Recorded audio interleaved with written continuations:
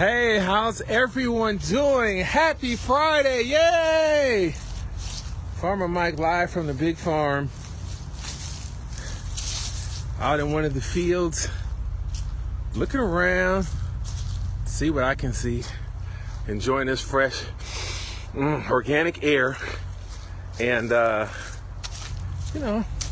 just checking in on the fields. This is where we had, this particular field, we had cantaloupe here.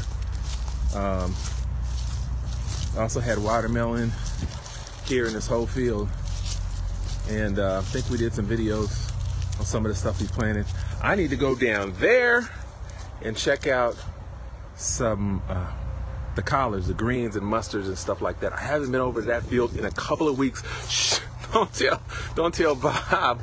So I need to get down there. It's dry now and check out that field. But Mike from Ophelia's Bluevine Farm at the big farm. Of course, the Fords are on vacation, and I'm just taking care of stuff. Need to come over here across these tracks here and check out this field over here, because this particular field, I'm walking on some railroad. I'm taking a shortcut. Mike. Okay, need to get over to this field right here. And what we want to do is we want to check now that some of this brush has died back. Some of this Johnson grass has died back at the big farm. Come in here. We want to make sure that all of our T-posts are in fact picked up. Because when we cultivate this area here, we don't want to hit that with the implement on the tractor and cost thousands of dollars in damage. So just coming in here and assessing the situation, and it's not looking bad. This field didn't quite get the water it needed, but it still have some mustard. This is Florida broadleaf. I'm gonna sample this one right here. And so this is a mustard.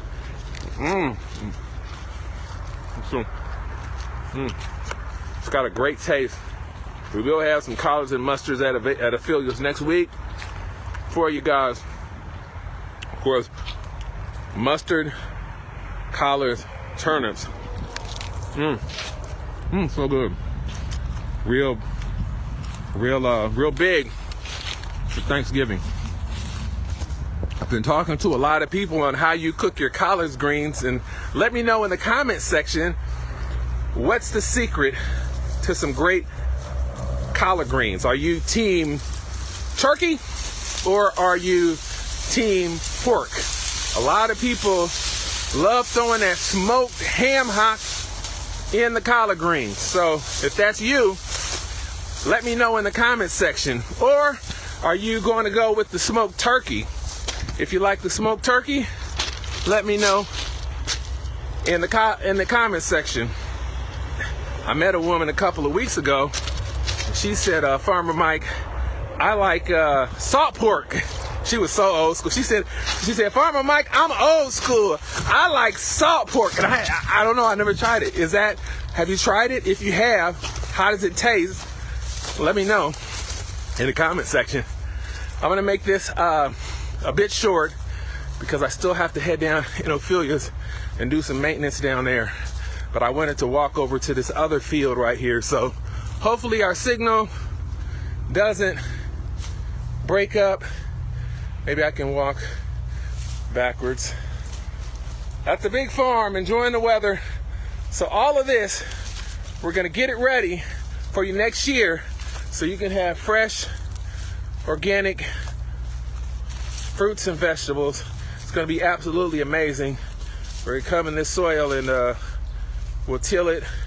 We'll incorporate all of this organic matter back into the soil. Of course, all of this has been dry farmed for over 30 years. Agriculture at its finest by the Fords. This year we might try something different. Actually, we might irrigate one of these fields, and if we do, we'll take you along the ride at our YouTube channel, Ophelia's Bluevine Farm on YouTube. Walking through the big field right now, making sure everything's okay. And I see some green down there, a lot of green down there. And so that is promising. And Thanksgiving right around the corner. Are you ready yet? Who has the best deal on turkey? Let me know what you think. Who has it in the comment sections? I had a lot of people tell me today. They said, Mike, they have the turkey $1.29 at Aldi. So, you hear that too? Have you been checking the papers?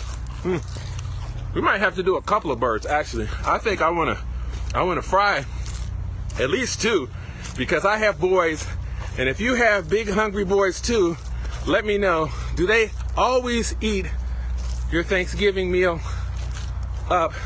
Do they eat it up? Are you gonna have to cook two turkeys because you have some greedy boys too? Let me know in the comment section.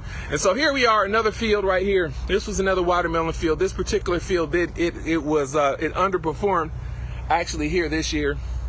And we did things a little bit different in this field. We did the watermelon by seed on the planter, and I think we had an issue with some really bad seed this year, and that set us back. We also had a situation where this field is not irrigated, and so we needed that rain and we didn't get it, so those seeds just sat and didn't germinate, and they won't germinate until they get the moisture in the soil.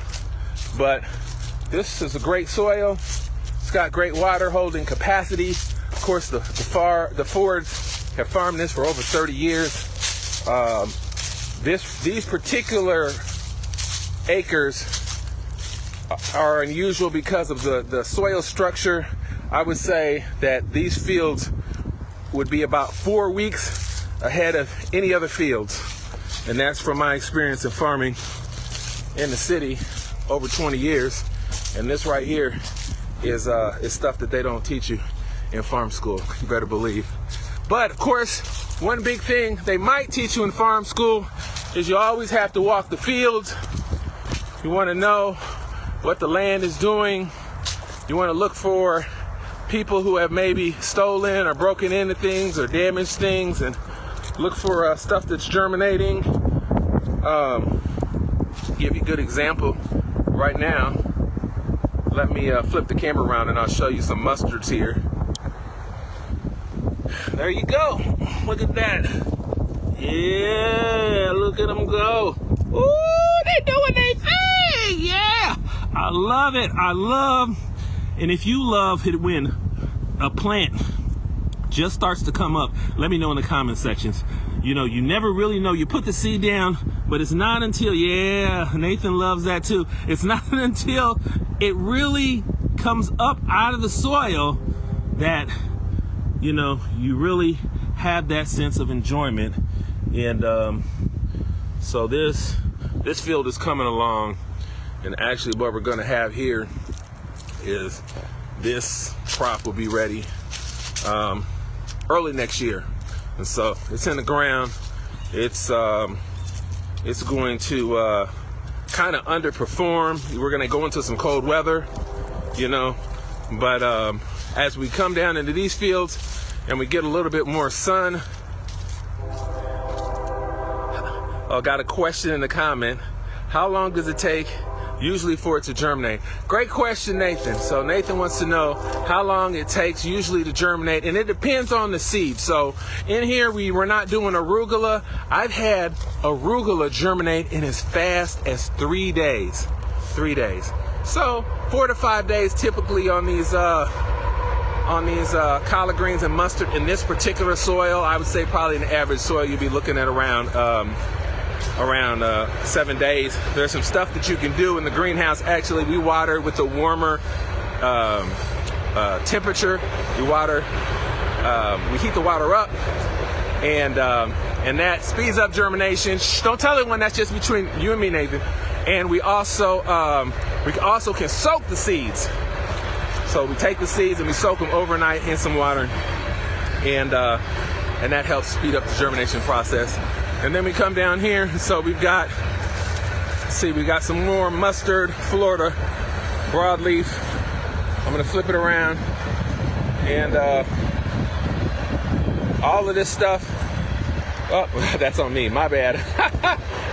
I tried to flip it around and it didn't flip. Okay, so there we go. So looking good, and of course this is what happens when it goes to seed. And these are edible flowers as well.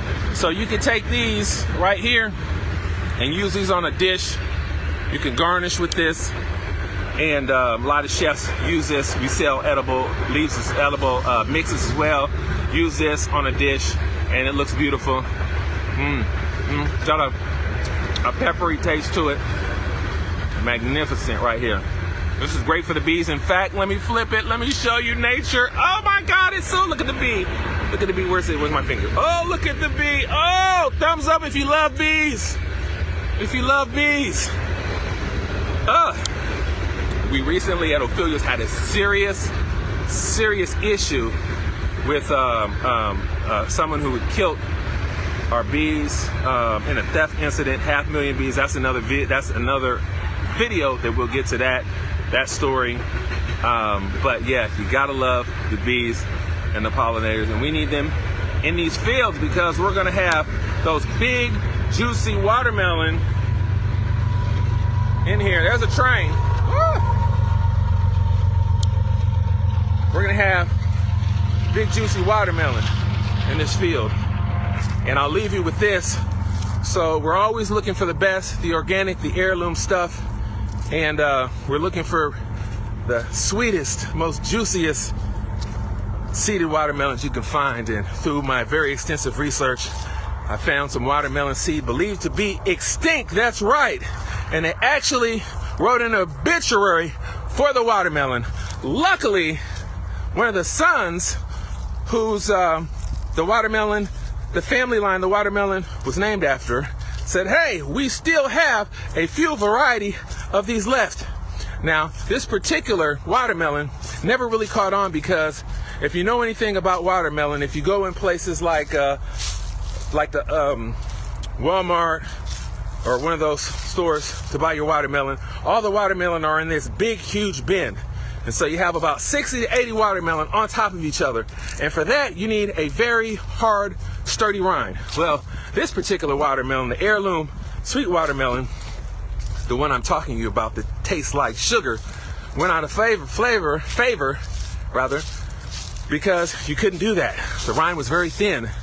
And so the commercial industry, which is all about that money, they said, well, I can make more money if I switch over to this watermelon. And so it became a point to where that watermelon became almost extinct. And if it wasn't for the family and for great organic growers like Farmer Bob and myself, possibly it would have been extinct.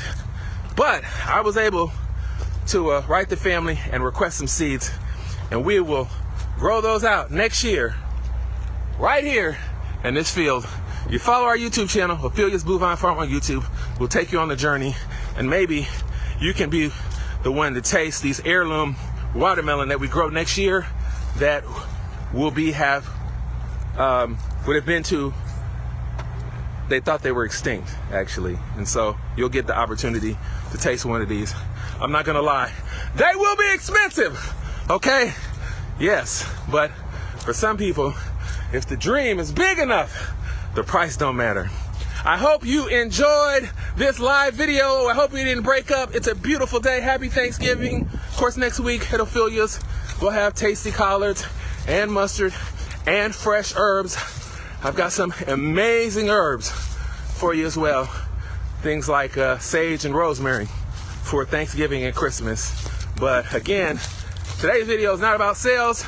It's about walking the field and getting ready for next year, because next year will be here faster than we know it. I'm Mike at Ophelia's Blue Vine Farm. I hope you enjoyed this video. See you tomorrow.